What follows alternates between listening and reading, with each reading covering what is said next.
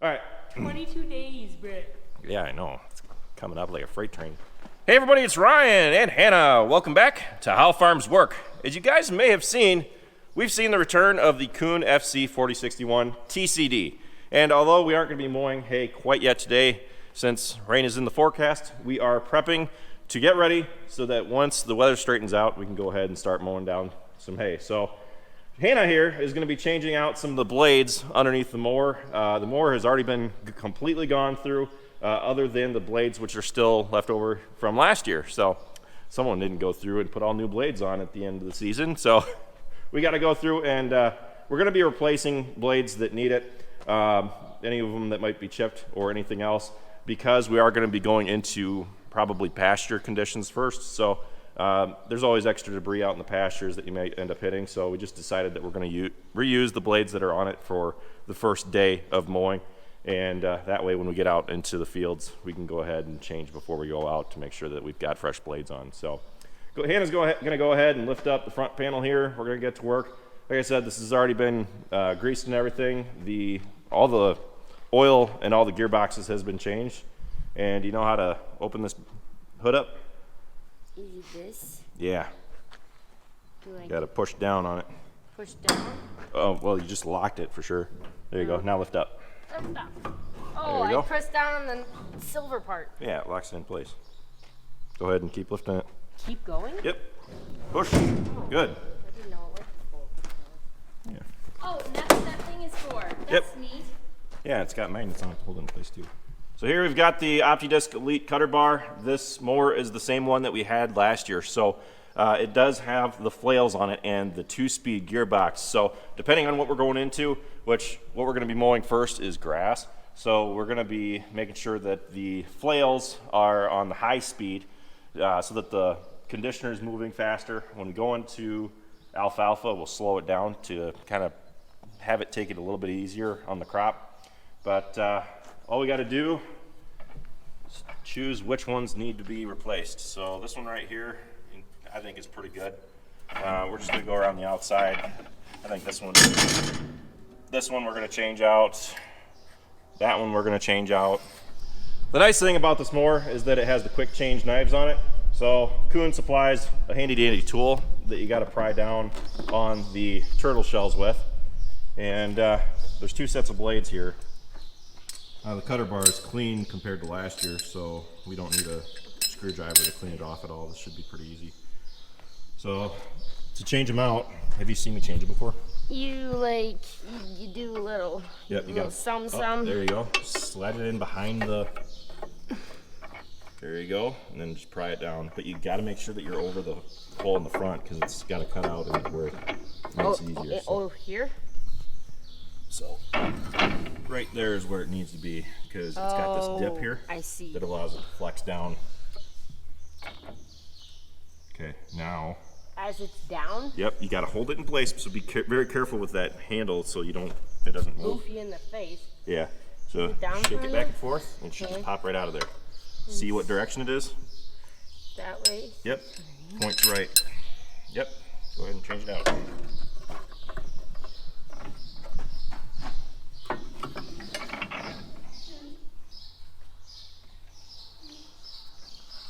This knife looks good, so we're going to keep it as a spare.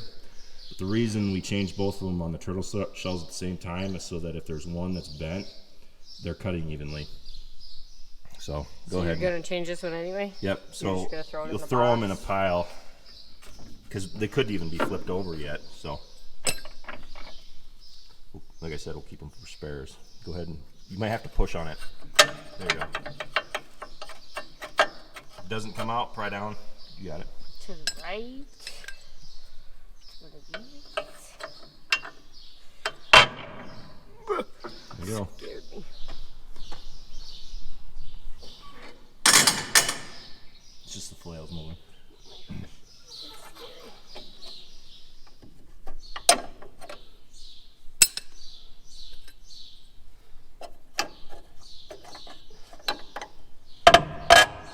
There you go. We're changing these ones because this one's already been flipped and ran. Change both of the ones on this one. telling you folks, get yourself an intern. So all my arrows have been pointing the same way. Yep. And you can tell if the orientation is right, because see how they're oriented? They're pointing down a little bit. Mm-hmm. So that means when it cuts, it's going to be moving like this. Mm-hmm. So if you look back at the flails. Oh, so this one will be pointing that way and that one will be pointing that way. Yep. So this is the right direction.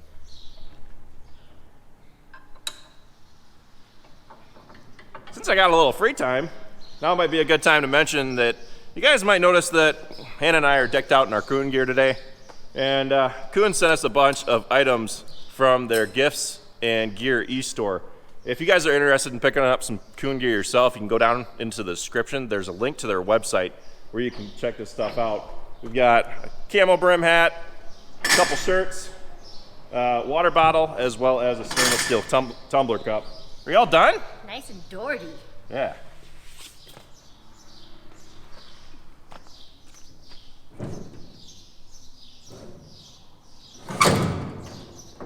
Since for first crop, what we're going to be mowing is going to be thicker, we're going to want to lay the crop out flat. So we're going to take out the wings on the inside so that it spreads it out as wide as possible.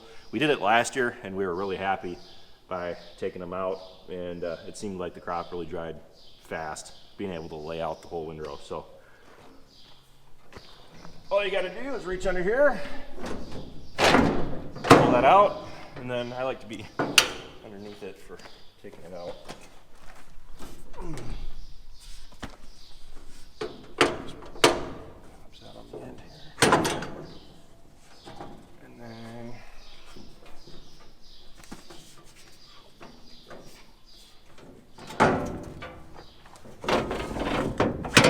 ka-chink, ka-chink.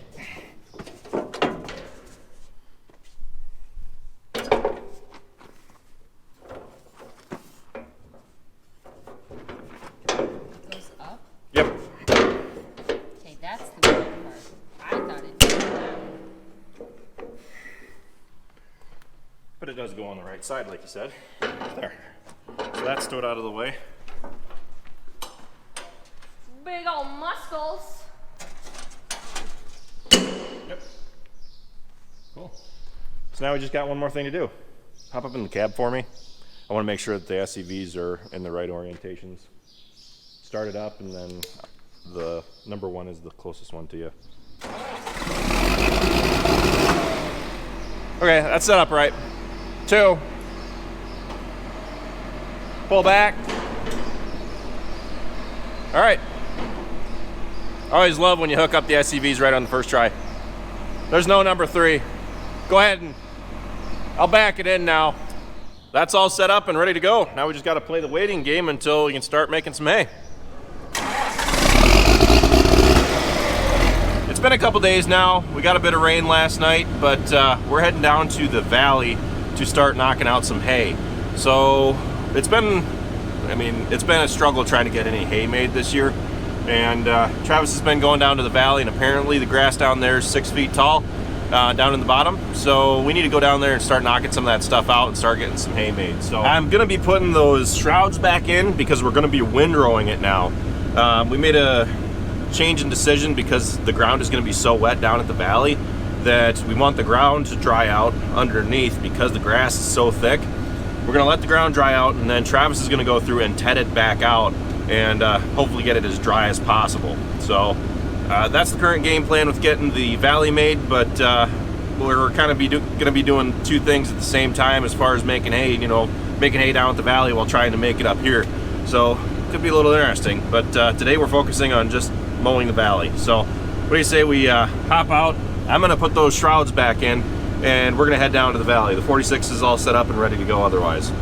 I just gave the tractor a quick hose down. I flipped that mega wide fin kit in the back up so that the fins aren't spreading out the hay. So we're making a nice narrow windrow. I set the conditioner down to hopefully beat up that grass to speed up drying.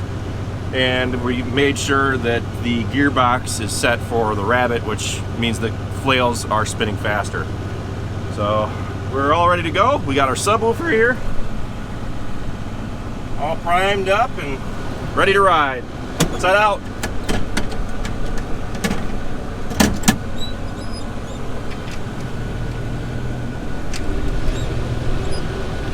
We just got down to the valley. He did the outside rounds up in the field. We're about to get started.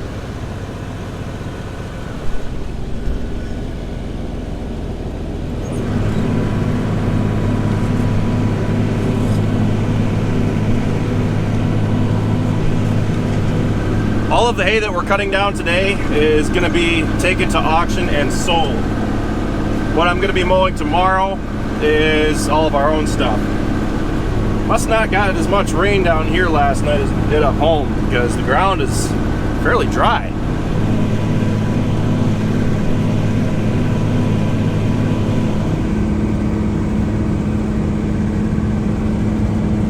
Now he said some of this stuff was 6 feet tall, so let's hop out and have a look. Yeah, I'd say so. For reference, I'm 6'1". The bottom down here is the thickest hay that we've got, and I've been running anywhere between B3, B4, which feels like you're flying on the straight stretches. But once you hit a bumpy area, you got to slow it down because you'll hit your head on the roof of the tractor. But I just finished the straight stretch on the hillside. Soon I'm going to be working on the bottom down here, and this is where stuff usually gets pretty interesting because the mower can take as much as you can throw at it. We have everything on the mower set so that it's basically as hard on the drive line for the mower as it can possibly be, because we've got the shrouds narrowed up, we've got the conditioner down, and we're also going super fast in my opinion with the thick hay as well. I mean, the 4640 is a really good fit for this mower. We're conditioning the hay so that it will dry faster. When you condition it, what you're looking for is little breaks in the stalks, and you can check for them by putting your hand on it. This is thicker stuff, so I don't really expect it to be conditioning it too well, to be perfectly honest. But if you pick up the stalks on the grass, they should have little bends in the stalks, which I think it's doing a pretty good job of, as you can see there. Yeah, this is some thick stuff.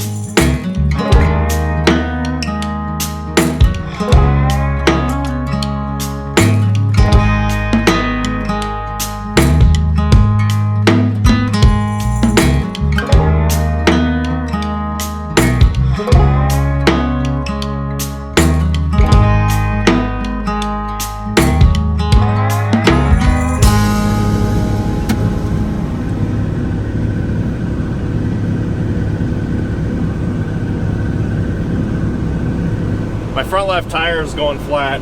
I noticed it before it went completely flat, but that's probably it for me today.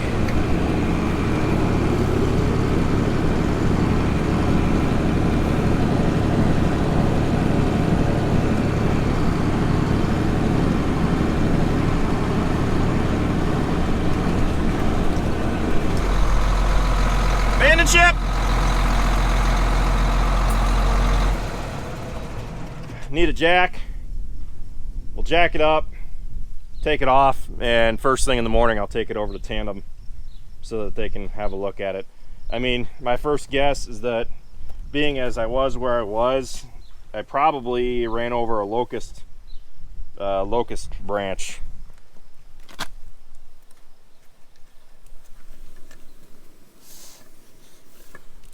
Bad valve stem maybe? I can hear it leaking out.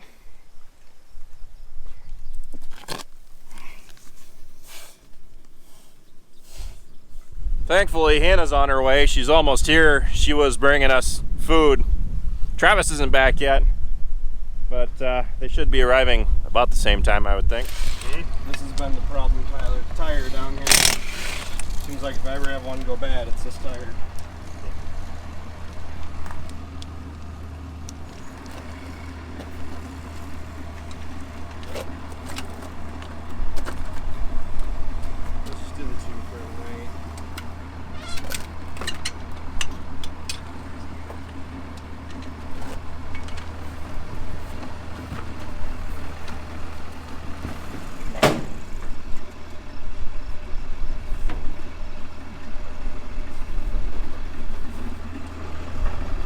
In the morning, we're gonna go get that tire patched, and I wanna make the pastures yet. So I'll probably end up going out and knocking that down tomorrow before we actually start making hay.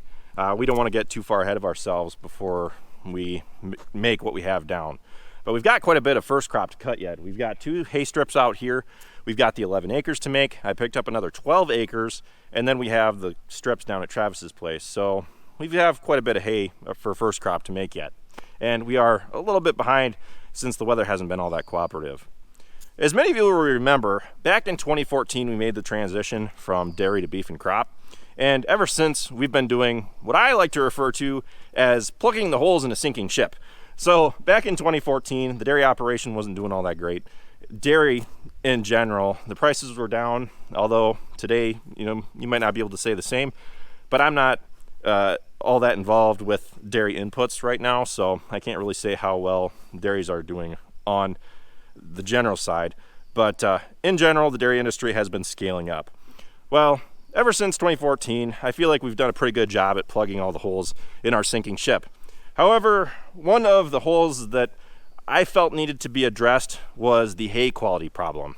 So the last couple of years, you guys will remember that we have been wrapping our hay. And I've really noticed a difference in the hay quality, especially in the winter months. And I've noticed how much better the cattle do over the winter when they have quality feed that hasn't been sitting outside. So we try to store as much hay as possible inside, but we've only got roughly 60 bales worth of capacity in this side of the pole shed for my stuff. So what we'll do typically is we'll put 60 bales in here until it starts to freeze, and we bring the calves off pasture and we need to put them in there, and then I'll pull my bales out. That actually does pretty well to maintain the quality of the feed, because by the time winter comes around, the decomposition process really starts to slow down because it's colder and it falls below freezing. But I still have a lot of feed that sits outside. So one of the solutions that I've found is to wrap our hay. And you guys will notice that I have the KUHN OptiWrap OWR 6000 sitting behind me. So we'll be keeping this wrapper for the long term, for the foreseeable future, because I've seen the benefit of having a wrapper on the farm, and I wanted to make sure that we are able to do so. Now, one thing that I'm particularly excited about is to be able to wrap our hay immediately after making it, allowing us to make baleage, which you make between 40 to 60% moisture. Typically, when we make dry hay, we're aiming for below 20%. So I'm excited because I feel like having a wrapper on the farm, we'll be able to make our hay a lot faster if we need to. And we've had a lot of instances over the years where the hay has gotten rained on, the weather changes and we don't get to make it in time. And when it gets rained on, that impacts the quality of feed. And I've really noticed that having that dry, or just having wrapped bales in general, it really goes a long way for the cattle. That and making sure that they're getting plenty of protein and all their trace minerals and everything. You can really see it in the cows with how they act. They look a lot better. I'm excited to use it because we have it here for all summer long, and in all honesty, probably longer than that. But we'll be able to make our hay right after baling if we want to make baleage even. So we'll be exploring that side, seeing how it goes. I feel like having a wrapper here will really help, so that whatever feed that I have that doesn't fit inside until winter, we'll be able to maintain the quality of and help preserve it longer. So having a wrapper here, I feel, will be very helpful. Anyway, that's pretty much it for this video, guys. Thanks for watching. Be sure to check out all of our other videos. Be sure to like, comment, and subscribe. And be sure to follow us on Facebook, Instagram, Twitter, and Snapchat. All How Farms Work. And with that, I'll see you next time.